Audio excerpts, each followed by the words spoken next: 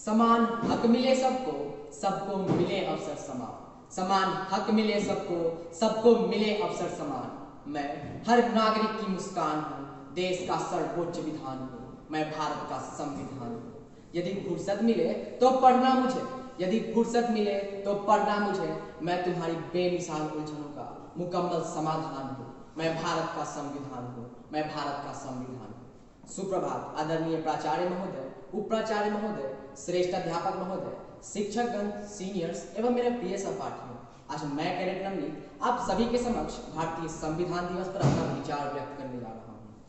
भारत देश का संविधान एकमात्र ऐसा संविधान है जो विविधता में भी एकता का संदेश देता है। जब एक नन्ही चिड़िया उड़ान भरना शुरू करती है तब खुला आसमान उसका तहे दिल से स्वागत करता है, और जब वह खुले आसमान में उड़ान भरने लगती है तब उसे अपनी आजादी का एहसास तो होता ही है, मगर साथ ही साथ उसे अपने कर्तव्यों और अपनी सीमाओं का भी एहसास होता है। उसे पता चलता है कि उसे कितनी ऊंचाई तक उड़ना है। ठीक उसी तरह हमारा संविधान हमें सफलता की ऊंची उड़ान भरने का अवसर तो देता ही है, मगर साथ ही साथ हमें अपने कर्तव्यों और अपने दायित्वों का भी एहसास दिलाता है।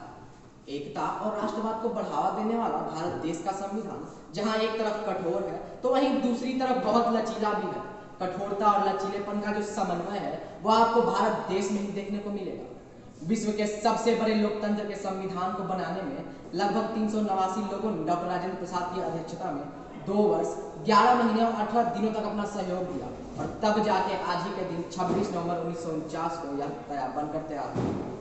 जब संविधान लागू हुआ तब इसमें 395 अनुच्छेद, 8 अनुसूचियां और 22 भाग थे, जो अब बढ़कर 448 अनुच्छेद, 12 अनुसूचियां और 25 भाग हो गए।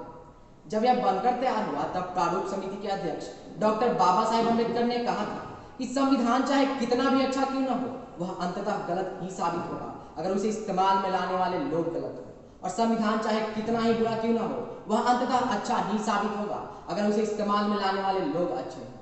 इसीलिए इस संविधान का पालन करने की जिम्मेदारी हमारी है, नहीं तो इतने बड़े संविधान और उसमें लिखे नियमों का कोई महत्व नहीं होगा अगर उसे इस्तेमाल में लाने वाले लोग ही गलत हो। इसीलिए हमें निश्चय करना होगा कि दूसरों की चिंता ना करते हुए हम स्वयं अपने आप से ही संविधान के नियमों का पालन करना होगा, क्योंकि अगर हमें देश बदलना है तो पहले हमें खुद को बदलना होगा, और तभी हमारा देश सफलता के नए शिखर को छुएगा। अंततः मैं जाते जाते इन प्रस्तुत पंक्तियों से अपनी वाणी हर रंग खुद में समाये हुए जो बेखौफ लड़ा है, हर रंग खुद में समाये हुए जो बेखौफ लड़ा है, जाति और धर्म के दायरे से जो आगे बढ़ा है। नैतिक, निष्पक्ष और तर्कसंगत संविधान ही है वो जो अपनी चिता पर भी आज सहज खड़ा है, सहज खड़ा है। धन्यवाद। जय भीम, जय भारत।